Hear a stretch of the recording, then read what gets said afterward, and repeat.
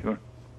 And they are back by popular demand. Let's go to your legal panel. Criminal defense attorneys Michael Cardoza, Bernie Grimm, and Ted Williams join us. Ted, anything to say? I got to tell you, I'm shocked.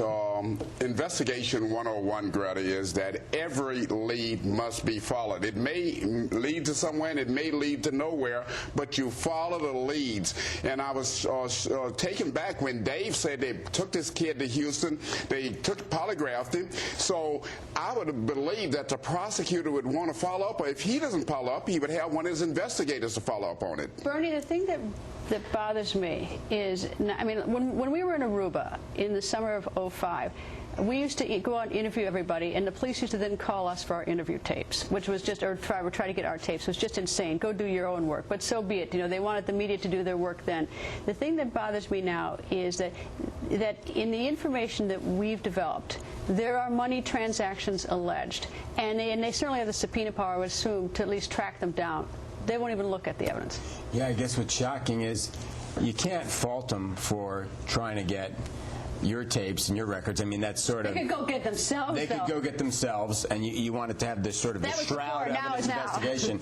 But now you offered information, possibly evidence to this guy, to fly down there, meet him halfway, and you gave Jossie some choices. I'll take door number one, which is flat out not getting off your rear end, lazy. This is just shocking. I actually think that's a nice thing, because lazy is an easy way out. There's words that I can't use even on Fox to describe this, and I'll turn it over to Michael, see what he thinks. Michael? Well, I'll tell you what, there's a hubris that a lot of district attorneys develop, that they are tantamount to a human lie detector, and I think that's what's happened to Mr. Moss. He thinks he has the answers here, and there's not enough evidence. He's not going to look at anything else, and therefore he won't talk to you. He won't believe the information about the lie detector, but parenthetically, keep in mind, lie detectors are not infallible. So the fact that one witness passed the lie detector doesn't mean that he couldn't be wrong. He may well believe what he's saying and pass a lie detector, but he could be. Michael, I'm not even married to all the evidence that we've uncovered, but the thing is, you've got to go out and corroborate it. That's the point. You don't simply ignore it. That's my role with the prosecutor.